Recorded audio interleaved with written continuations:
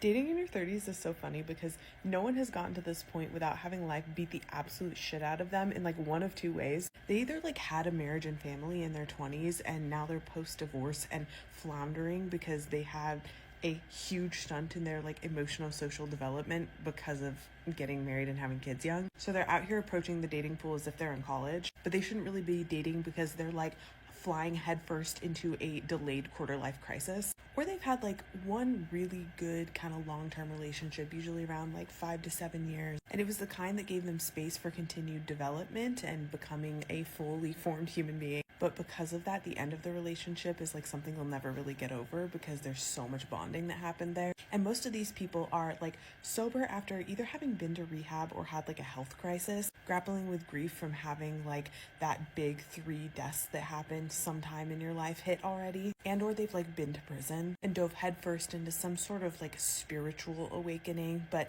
they're actually going through like the shadow and the dark side and they haven't really fully recovered and come out the other side yet. And they're so distracted with this like questioning existentialism that they can't really like form a good relationship, and they're more so dating because they're just kind of like trying to find a best friend that they also want to smash and like do life with, but like romance usually isn't a huge thing for them.